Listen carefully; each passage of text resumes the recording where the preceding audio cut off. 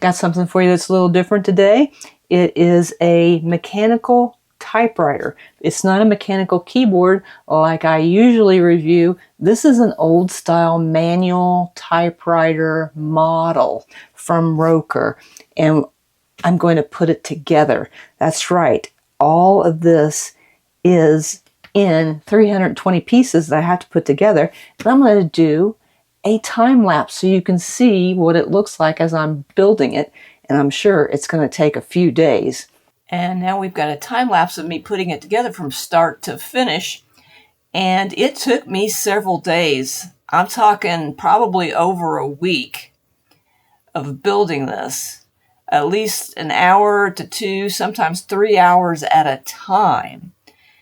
This isn't something that you're just going to put together in an evening. So don't be thinking that's going to happen. There are a lot of parts. The bulk of them are wooden. There's only a few parts that are made out of metal, and it's mostly these rods that go into the part that the paper wraps around.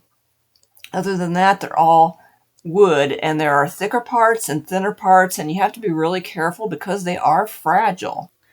They're not hard to break out of the sheets of parts, but when you start putting them together with screws and things and snapping them together, they have like a tab system, and then there's some that have to be screwed together. It's easy to break off little parts of the parts, and I did do that on occasion, but luckily they do have some extras of some parts, not all the parts.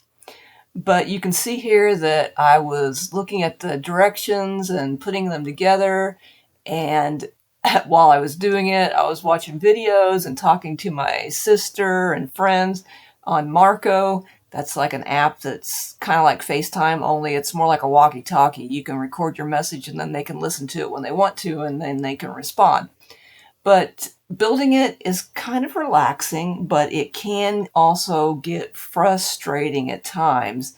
There were more than one time, several times, where I put something together, and then the next step, I was like, what do I do now? It doesn't make any sense, only to realize that I'd put it together wrong and had to like deassemble it and then reassemble it.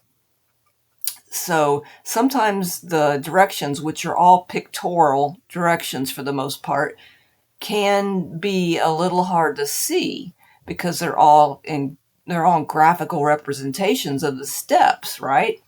And so you have to kind of like look at it once, look at it twice, look at it 3 times just to make sure you're not like wasting your time putting it together wrong like I did on a couple of occasions. But it is kind of relaxing. It gets your mind off of other things, and it's creative. You're trying to figure out how things go together, so there's definitely a puzzle aspect to it. But this is a mechanical typewriter, so there are gears, and you have to sand them, and then you have to apply wax to them.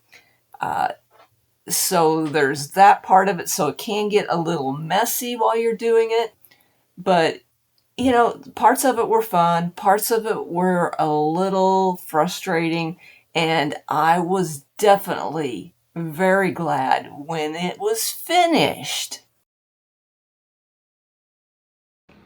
After punching out all these wooden parts and 53 pages of assembly instructions, oh my gosh, hours upon hours upon hours of putting this together. And no, I'm not kidding. It was hours, many days, many hours.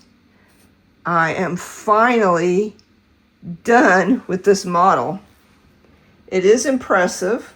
I'm glad I stuck to it. There were times when I just wanted to take a hammer to it or set it on fire because it's wood, just because it's intricate. It's easy to snap apart. Luckily, they do give you a few extras, not very many, so don't count on that. But it is done. So now I'm going to see if it can actually type at least a couple words. I am not holding out much hope that it actually works at this point, although if I press the keys, they do lift up, but we shall see if it actually can type. Well, I'm afraid that it's more of a model than an actual usable typewriter, and that does not surprise me. But you can see when I press a key like H, it will raise the H, see that coming up, and if I press it hard enough, you can barely see an H there, see? But then if I type an E to write hello, it's typing right over the H. It's not advancing. If I type some other letters, sometimes it will advance, but you can see that it's not advancing. Part of it does work.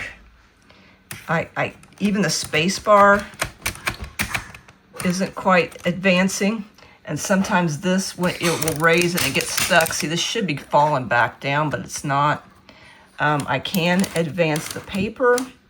You can see that I had typed over the top of the letters. See? It's not going to be your regular typewriter that you're going to be using, but it was a fun model to build. It was frustrating.